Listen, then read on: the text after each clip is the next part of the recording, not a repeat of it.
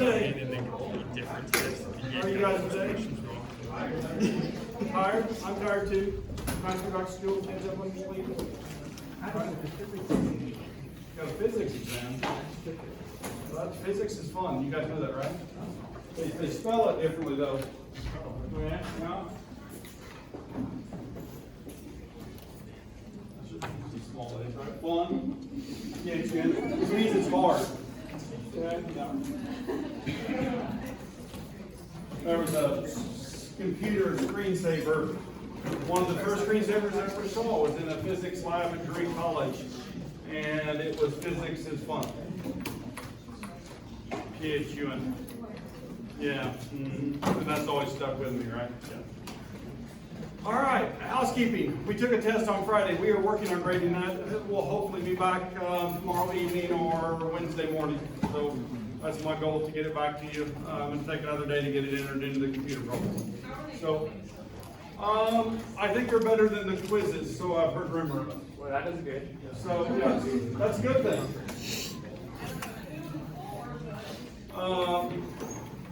That's just what I'm hearing, so rumor has it. But I don't know that for sure, okay? I haven't seen them since I gave them to a student when I walked out of class. She took them from me and they started grading them. I left to go out of town early Friday afternoon, so we went up to Kansas City and then on up to Omaha, Nebraska on Saturday. So, or actually, that's not true. St. Joseph on Saturday. Long drive. We did Omaha the weekend before. This last weekend, it was basketball. My daughter plays at Rockhurst University, and so yeah, we did that the weekend before. We went up to watch the district game in Raleigh, and then went across to Columbia, and then drove 4 hours the next morning for the scrimmage for that one. I'm going to go to as many as I can this year. Right, that's what a dad should do, right? This is her last year of basketball, and yeah, ever. Unless she plays a rec game somewhere or something like that. I'm a dad. But dads do. It's a good thing. So, anyway, other housekeeping item. We're starting chapter 7, so that means chapter 7 is what? Assigned to read. Read it. It really does help. I've been reading chapter 7 just because it goes a little bit different order, and I use a little bit different system for organizing structure. And talking about that, I'll probably show you what I normally do, but I'm kind of trying to get the verbiage correct in the switch over. Does that make sense? So different authors, different phrasing. And so anyway, now the theories are all the same and so on. We're going to in fact start with VSEPR, valence shell electron pair repulsion, which says that electron pairs don't like to be next to each other, so they position themselves as far apart as possible. Okay? And then that influences the geometry. Okay? Now, that's not fully explained in terms of the valence shell electrons, and so we'll also have to look at valence bond theory. I think really, for me, molecular orbital theory. And so we'll look at all of those in these relationships and why things make the shapes that they do and what shapes they make. And realistically, it's for polarity. Okay, so I can see whether something is symmetrical or asymmetrical, and then from that determine whether it's nonpolar or polar. Simply that. Okay, that's the simple excuse for why we understand structure. It changes what molecules do. Structure determines function. You guys say that with me? Structure determines function. It is so true, guys, and I can't emphasize more in organic chemistry. Knowing structure and how to build structure properly will help you more than anything else. Okay? Being able to identify the electronegativity of the elements and then put those into a picture of a connected bond, and whether that has a dipole or not, and if it does have a dipole, whether it's canceled out from the other half of the molecule. Okay? And so we're going to practice those things. Cool? We're going to start this with VSEPR. Okay? Valence shell electron pair repulsion.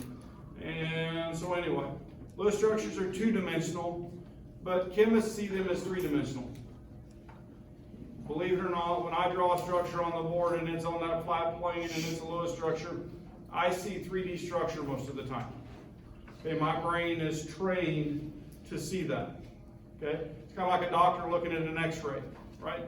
He can see the three-dimensional structure of the bone and imagine that.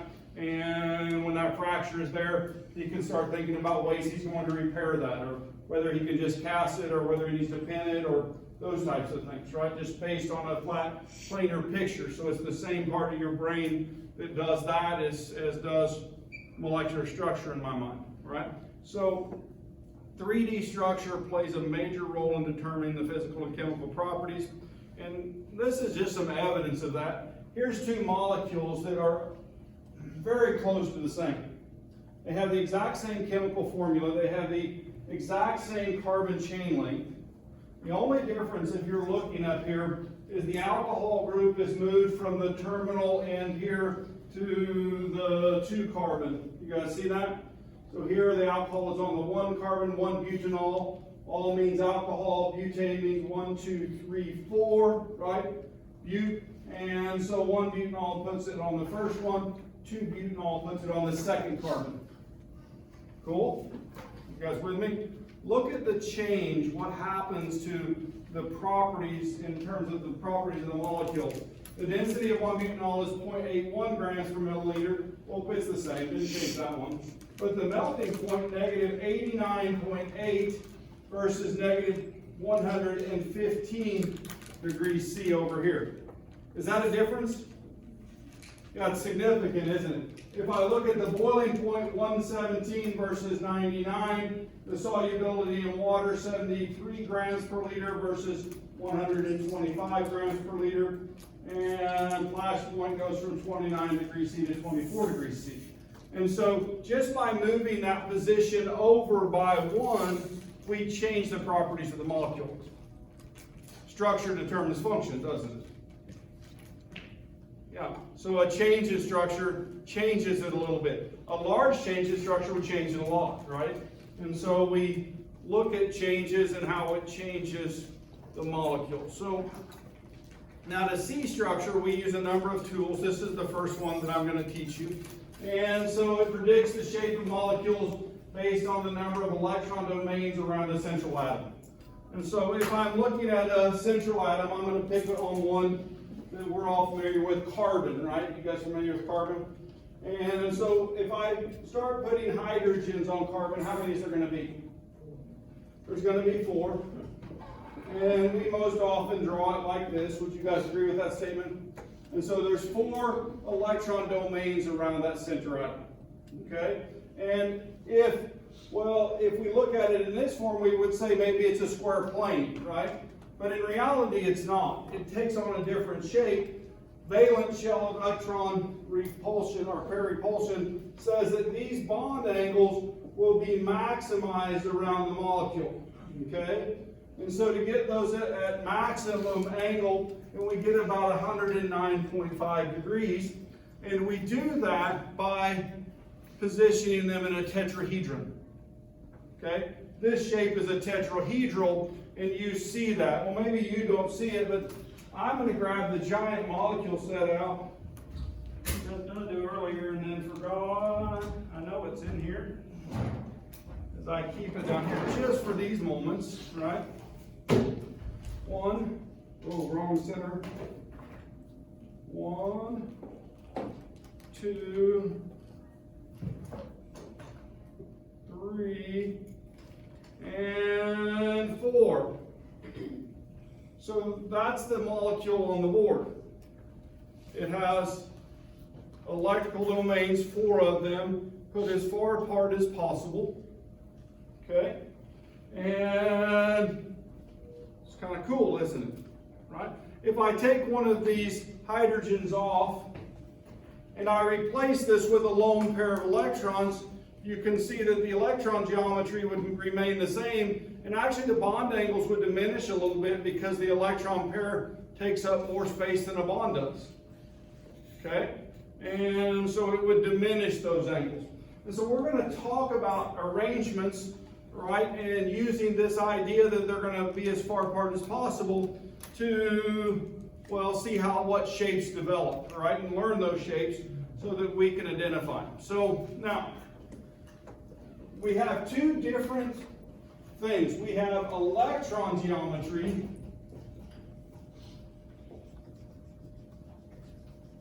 and then we have molecular geometry.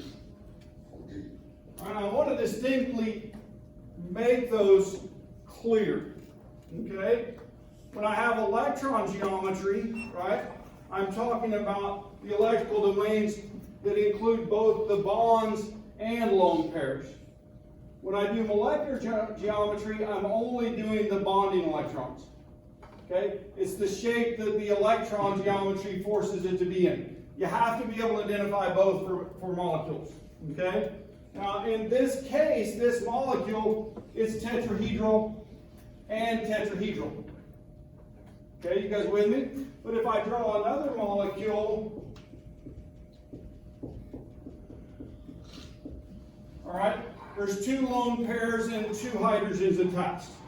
Okay, now, most of you guys already know the shape of the water molecule. If I ask you, what are you going to tell me? It's bent, right? Or angular might be another word that you would use. Do you guys remember that from high school? No?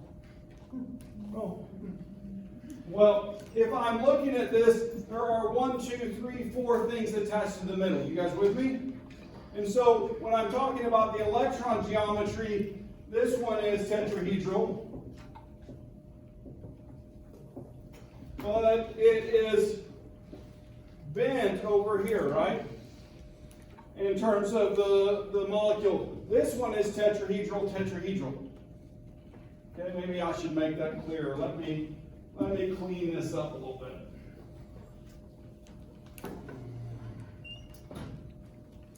And let me get a marker which white's a little bit darker. How's that?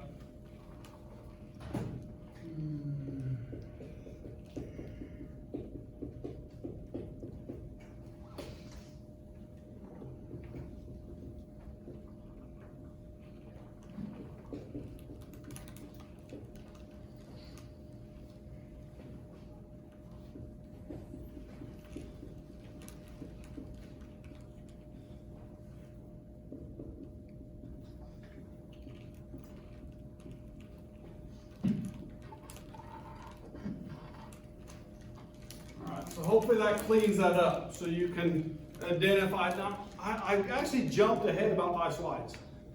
Okay? I did it on purpose because as we go through these next slides, I want you to have this in mind.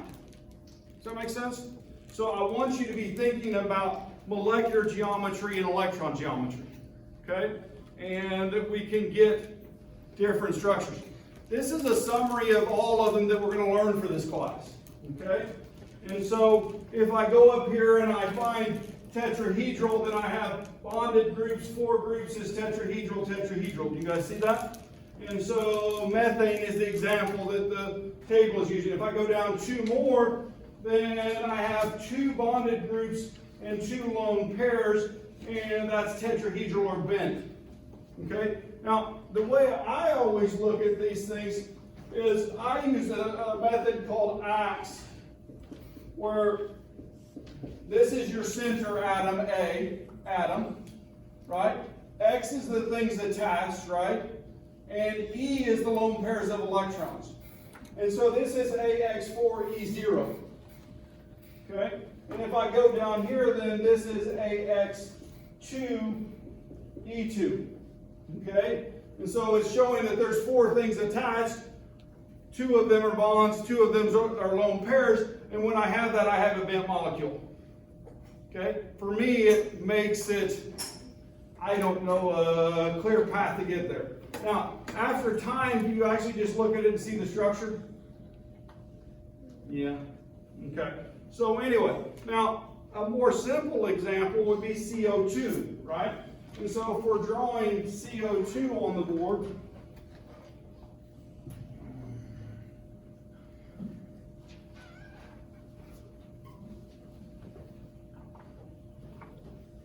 and we're looking at the center atom, so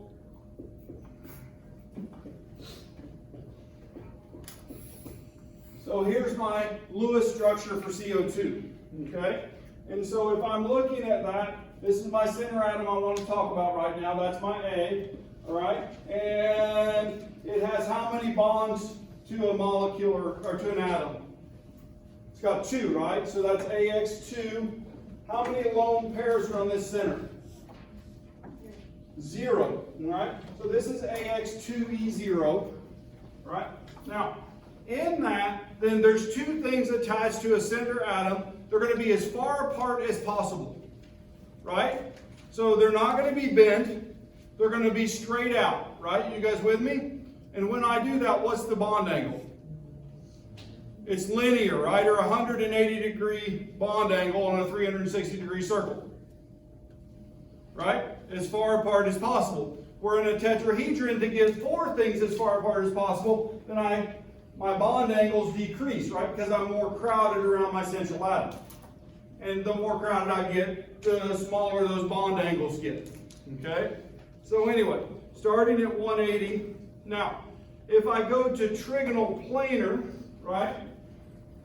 If I go to trigonal planar, I'll give a different example. So if I'm looking at the carbon, it has 4 bonds around it. I should put those lone pairs on the oxygen. Sometimes those will get left off the farther we get, right? Because we just know they're there. Okay? So 2, 4, 6, 8, 2, 4, 6, 8, 2, and 2. So that's the right structure. And if I'm looking at this, then the center atom is A, and then X is what? 3. And how many lone pairs? E0, right? And so AX3E0, to get those as far apart as possible, then my legs are the oxygen, right? Double bonds, you guys got those? And to get them as far apart as possible, I'm at about 120-degree bond angle. You with me? So here's the carbon, the oxygen going down, and the 2 hydrogens. Yeah? Yeah? Would it be easier to see it? Now you can see this has 3 things attached, right? But remember there's a 4th lone pair of electrons right there, right? Where if I take a 3,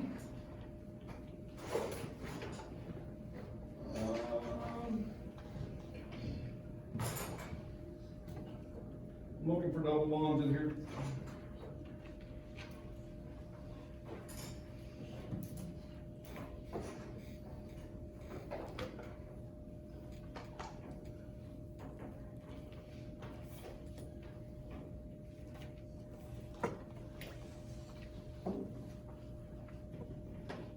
Is this a different structure? It is, isn't it? Right? And so when I have AX3, I have what's called, you can see where all those atoms are in the same plane. Do you guys see that? This is trigonal planar. This is trigonal pyramidal. Right? Yeah, that's in terms of the molecular geometry. Now, both the electron geometry and molecular geometry here are what? Trigonal planar. Okay? So we'll work on that. All right? I'm getting ahead. We're going to go through each of these examples as individual slides, right? But I'm trying to put them all together so that you guys can see that and see those connections and build structure from the table, okay? And hopefully learn how to do those, all right? If we move to 5 bonded groups, okay? We move to 5 bonded groups. 1, 2, 3, 4, 5.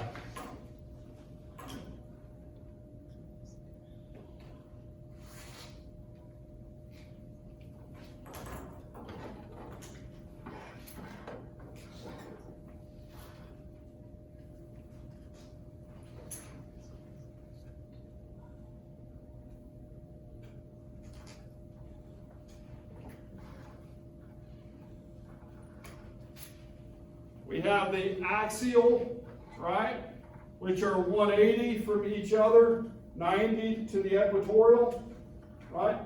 And then 120 between each of the equatorials to get them as far apart as possible. Okay, so is there more than one bond angle when I have this type of configuration? The answer is yes. Okay, and so anyway, 90, 120, and 180. Cool. If I start taking things off of this, then I take the equatorial off first. Okay, and if I replace that with a lone pair, then it would push back, and then I have a nice seesaw. No, seriously. That's what it's called. Right? If I take off another and replace that with a lone pair of electrons, what do you see in my hand right now? A T, right? This is T-shaped. Okay? So structures, right? And then if I pull off one more, then what do you see? Linear. Okay? So that's linear. What if I go to 6 in the middle? It just doesn't do all of these, which is fun.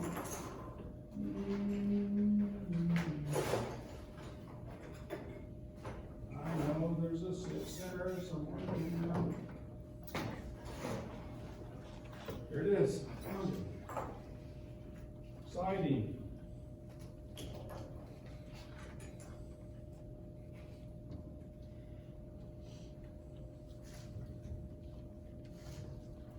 So we have 6 bonding groups, but it's an octahedral. Is it octa Because of the shape, the faces.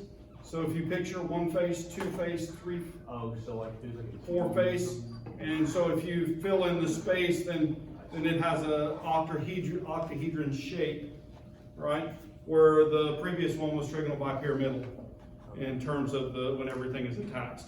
Because there's a triangle pyramid going up and a triangle pyramid going down, and this is called octahedron. Like the tetrahedral that we had on the board earlier has the 4 faces. So, cool? Yeah. So anyway, cool. If I take off one, because all the bond angles are now what? 90, right? Then when I take one off, then I end up with a square pyramid. Okay? So you can see where it's like an Egyptian pyramid. You guys realize the Egyptian pyramids are 4-sided? Yeah. True. Okay. So, and if I take off 2, then it ends up in this position like this, and they call this square planar. So we've kind of walked through all of the shapes, okay? We've walked through all of the shapes. To learn them, I flashcard these guys. I mean, I would just memorize the name with the associated bonding, yeah. They're actually on the CHE right now, unedited, but they're available, so you can download them at any point. Or they're supposed to be. If they're not, let me know, but I'm 99% sure that they are. They're on there. So they're on there. Yeah. So, and then when I get them done, I'll post them on Campus Web with any of my edits. Okay? All right, so going backwards, right? So we're going to go back to this slide, the very top, and we're going to talk about 2 electrical domains. Okay, you guys with me on the table? And so if I go to here, then that's what that's talking about, is the first line in that table.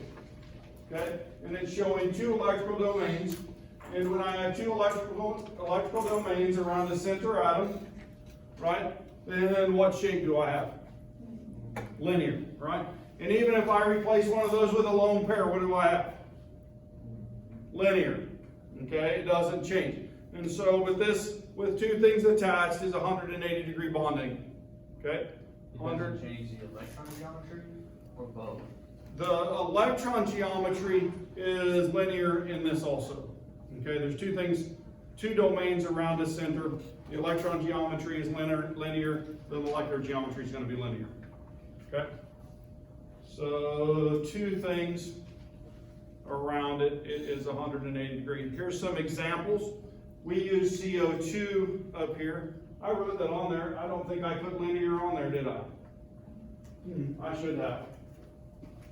If I'm looking at the electron geometry, for the center atom, it is linear, and for the molecular geometry is linear also, okay? And so if I'm looking at it now, what's interesting, can you look at the outer atoms also? I can. And if I'm looking at this oxygen, for example, just to talk about it, how many electron domains are around there? 1, the double bond, 2, a lone pair, 3, a lone pair. In terms of its electron geometry, it's trigonal planar. Okay? But over here, it's only got one thing attached that would show in the molecular geometry, so it would be linear. Okay? So you could actually describe that. And in fact, as we get more complex molecules, we'll move away. Another example is our ion in this week's lab, right? And so if we're looking at this carbon, there's a triple bond, 1 domain, and a single bond on the other side, 2 domains. So 2 domains around the center atom, and that is linear. Okay? And so those are examples of 2 electron domains. All right? Moving to 3. Okay? 3 electron domains.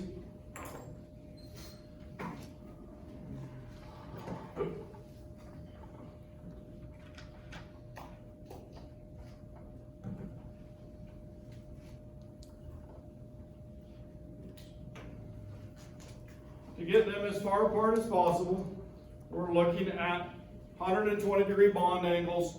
And is this planar? It is. So this is trigonal planar. Okay? Trigonal planar. Electron pair domains repel each other to form equilateral triangle. And at 120-degree bond angles. And trigonal planar is the shape that is most stable.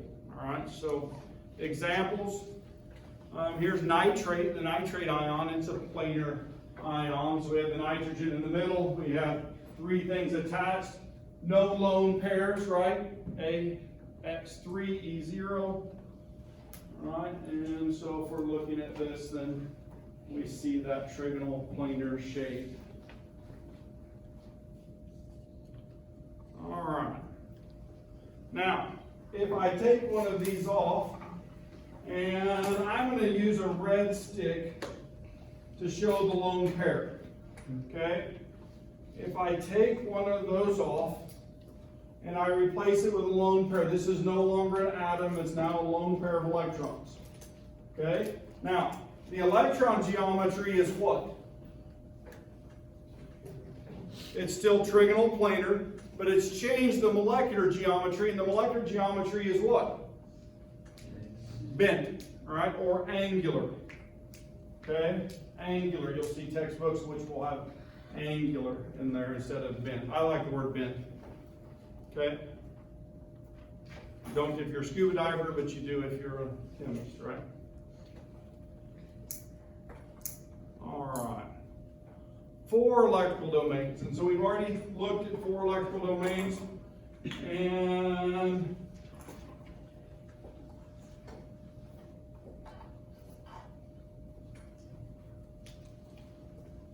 what is that shape again? Tetrahedron, right? And so our tetrahedral.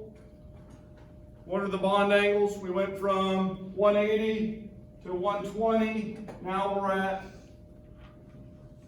109.5 degrees.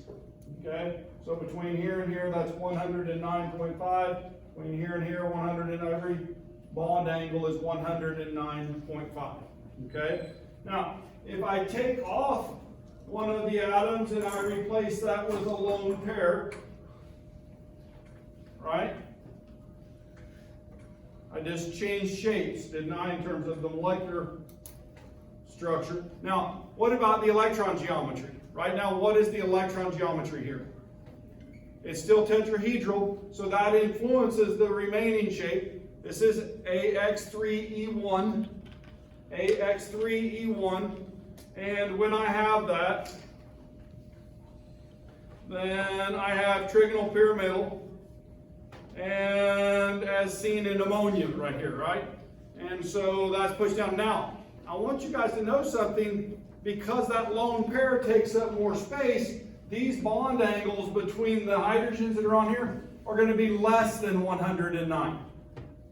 Okay? More like 107, I think, for ammonia. Okay? When I put two lone pairs,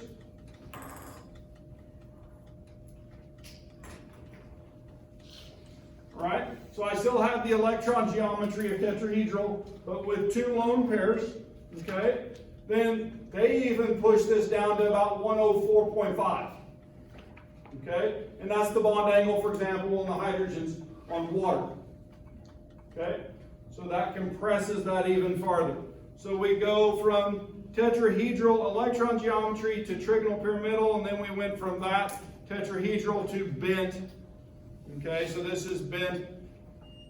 Now, is this a little bit different than the trigonal planar bent? Is this bond angle different from the trigonal planar geometry than from the tetrahedral geometry? And yes, it is. So, more compressed when I'm coming from tetrahedron, okay, than it is from trigonal planar. All right? Something to think about. All right. So, they have an interactive for you to play with. And this extension is blocking. So, this is the AX model, right? So, if I'm looking at the molecular geometry and electron geometry, then I can name those, and then I can start changing things. I can put a lone pair of electrons on, right? And so it then changes the geometry. So if I'd unclick those, then I could name them, and then I could add another lone pair of electrons, and I could actually make it show bond angles also. So it would help me learn. So I could use this like flashcards to build shapes and structures, and does that make sense? So it's 109.5 with one lone pair? So with two lone pairs. Two lone pairs? Yeah. So if I go back, let's take one of those off. Let's remove all. And so if I have one lone pair from a trigonal planar, then it's about 120, 120.0. I think it's actually a little compressed from that with that lone pair, like 118. So, yeah. And if I add two, then it's showing 109.5, but that's incorrect. It's about 104.5. So I disagree with that. Interesting. Lone pairs take up more space. So this isn't exactly right on that. I didn't realize that till just now. I missed that when I played with it earlier. Cool? Yeah, so don't go on bond angles on this, okay?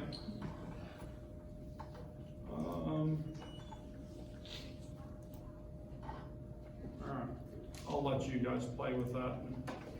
Oops.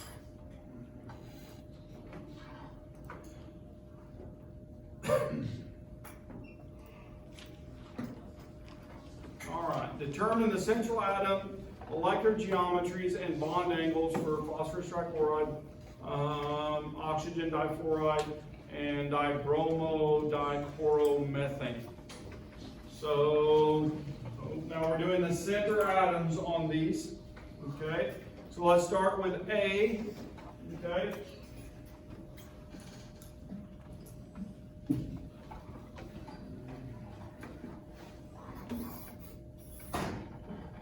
And so if I'm looking at A, and if I do an ax on it, right, it's what? AX3. So there's 3 bonding domains, and then 2 or 1 on the phosphorus of A. It's one lone pair, okay? 2 electrons, but 1 lone pair. So that's a domain by the way that we're doing this, okay? And so if I have AX3, that means there's 4 things attached. When I'm deciding the electron geometry, and there's 4 things attached, then what shape is that? Tetrahedral.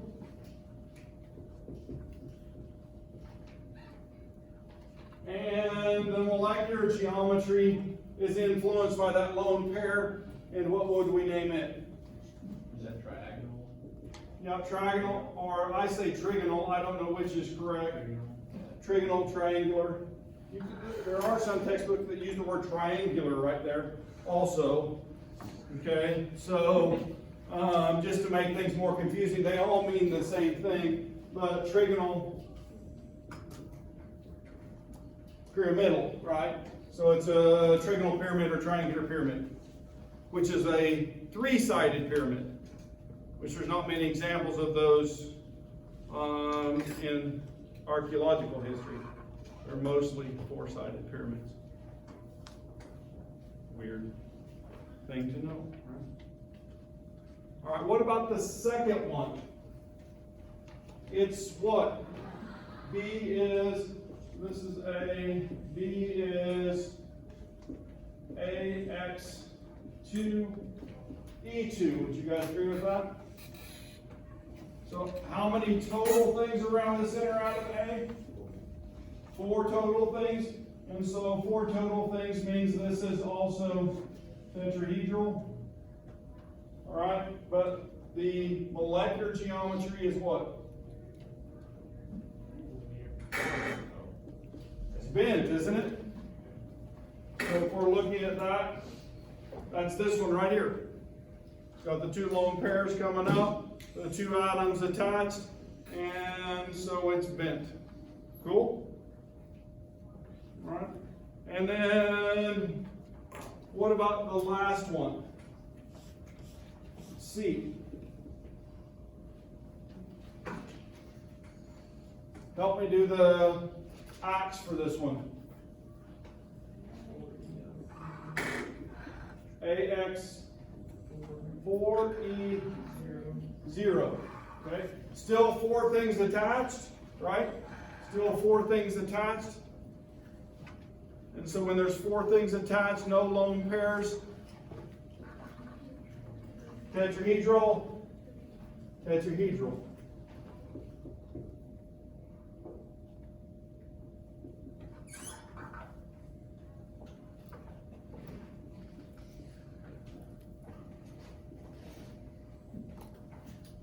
Cool?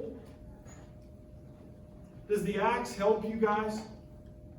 It does me, okay? I think where it helps me the most is that it's not the A, but it's the X and the E, and then I can see how many things are attached, and then which of those are lone pairs, and so then that helps me to mentally build those structures, okay? Helps me to mentally build those structures. And so this is showing 4 domains around the central atom, 3 bonds, and 1 lone pair. Oh, I should have asked. Bond angle slightly less than 109.5 due to stronger repulsion from the lone pair. So they push a little bit harder, take up a little bit more space. In the second one, all right, then we have 4 domains, 2 bonded pairs, 2 lone pairs, and that bond angle is less than 105 due to strong repulsion from the 2 lone pairs. And so they push that down. In water, it's 104.5. The fluorines may take up a little bit more room because they're bulkier. Just to let you know that. Does bulk make a difference in chemistry? I mean, although atoms are very small, right? They're influenced by other atoms around them. And so when I have things that are electronegative and bulky, they push things away, and especially other negative things. And when the positive things are around negative things, they attract each other, and it shortens those lengths and those types of things. And so it's influenced not only by just the bond angles from this prediction to how bulky things are. Steric hindrance is the word that we would use for the bulkiness. But anyway, determine the central atom, molecular geometries and bond angles. Oh, that's the last one. Never mind, I already read that part. 4 domains around a central atom, 4 bonded groups, tetrahedral molecular geometry. They are maybe slightly different than 109.5 due to non-identical bonding groups, which is what I was saying. Which one of those would be bulkier, the bromine or the chlorine? The bromine's bigger, isn't it? And so it occupies a little bit more space, and so it may need a little bit more room, so it may change some of those bond angles slightly. Okay? Just saying that out loud. All right. Shapes of larger molecules are usually described as a series of smaller shapes linked together, and any non-terminal atom can be considered a central atom. And so the shape around each central atom can be determined by the number of electron domains, bonding groups, and lone pairs. So let's look at a more complex molecule. Okay, look at a more complex molecule. So I have how many center atoms up there in that molecule? How many center atoms? I have 3. I have carbon 1, right? So we'll put carbon 1, then I have carbon 2, right? The middle one, and then I have the oxygen, okay? So I have 3 different geometries that I can look at for central atoms. And so let's start with that first carbon, and how many electrical domains are around that first carbon? How many bonds? How many bond domains? 4. And so AX4, any lone pairs? No lone pairs. And so that's AX4E0. What's the shape? We ought to be pretty good at this one by now. We've seen it all those times. Tetrahedral. All right, if I move down 1, then what do I see? Same thing, AX4E0. If I move to the oxygen, though, I see something different, don't I?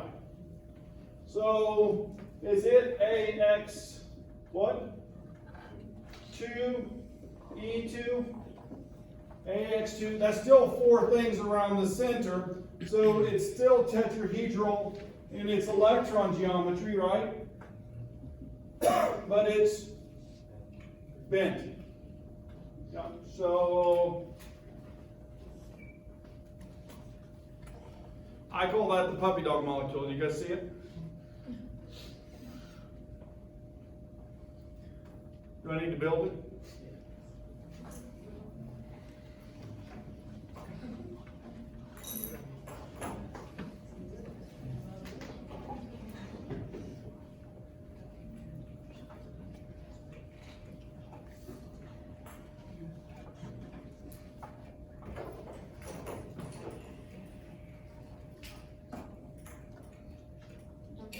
Yep. What was the molecular geometry on CHE114? They're all tetrahedral. The 2 carbons are tetrahedral. Both of them, yeah.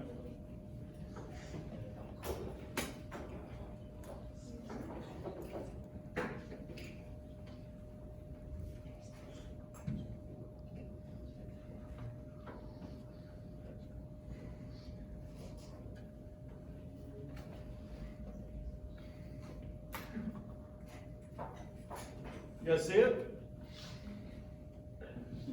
Now that's actually in a higher energy configuration. You notice how the atoms are aligned. In reality, it's going to rotate to where this is a lower energy form in terms of positioning to get those farther apart.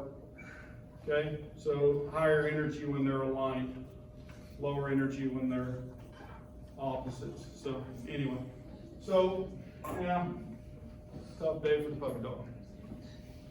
All right. So describe the geometry and carbon around each structure. So if I'm looking at those, then A is 4 bonding groups, no lone pairs, tetrahedral. And then the next one is 4 bonding groups, no lone pairs, tetrahedral. And the third one is 3 bonding groups and no. That's a different molecule. Wow.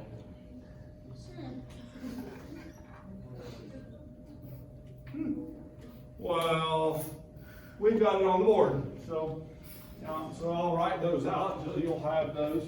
And so for the first carbon, it's tetrahedral, tetrahedral, tetrahedral, and then tetrahedral and bent. I guess I need to add a slide which has that broken down in it, right? Cool.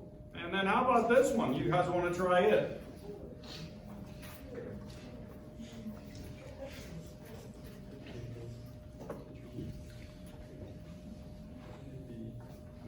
So this is not propanol. This is an aldehyde. So anyway, kind of fun. What is the oxygen on this one? What is the oxygen on this one? Ax-wise.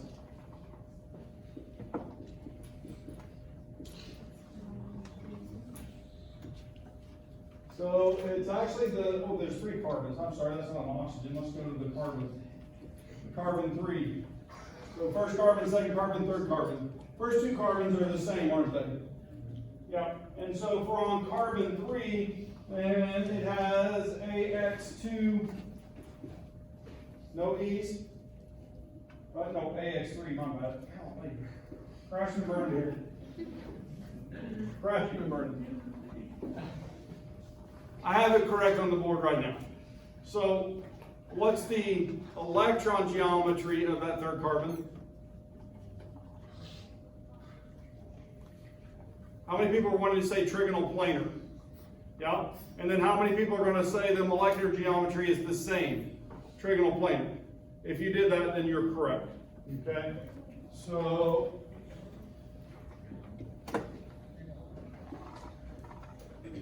we'll just take some TP and clean that up. That's a bad joke. So I have a question. Yeah. It's like in AX3, E0 always going to be trigonal planar. Every time. So if you learn those in that fashion, that's why I'm showing that to you. That's not in your textbook. And AX2, E2 is always going to be bend. Yep, every time. Yeah, and so when you start identifying, what happens ultimately is you just see the Lewis structure and you build that 3-dimensional thing. But until you get that done, then the AX system works really well to kind of get your patterns going and to identify that. Does that make sense? Yeah. Makes you count. And so, yeah. All right. So valence shell electron pair repulsion can be used to predict molecular geometries of molecules with expanded valence shells. The larger number of domains make it possible to have more molecular shapes when lone pairs are present. The most stable shape for 5 domains is trigonal bipyramidal. And so if we look at that, those bond angles are 180 and 90, and then 120 between the axial, or 180 between the axials, 120 between the equatorial. So anyway, the axial is the up and down or position the way they showed it on the board. If we take off, so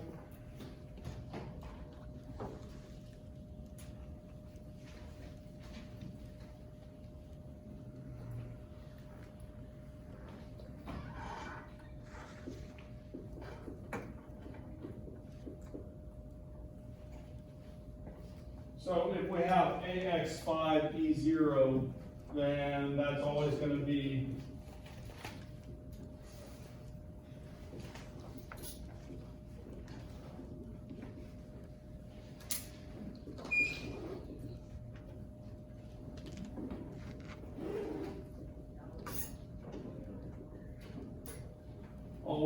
the trigonal bipyramidal. If I take one off and go to AX4E1, then when I'm left with that, I get a seesaw, and we saw that earlier.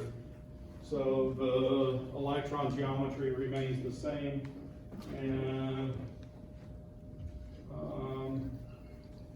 is seesaw with an A or an E?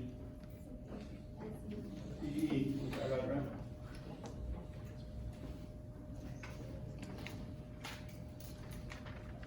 I move down one more, and I still have the trigonal bipyramidal.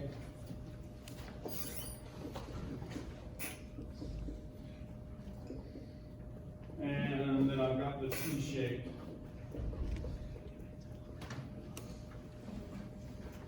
And when I move down One more, you guys guess what it's gonna be? Linear, yeah. So, I still have trigonal bipyramidal. I have a X2, E3, and then I'm linear. I guess I'm out of time, I hear zippers. So, we'll pick this up right here next time. All right? 6 electron domain. Fun?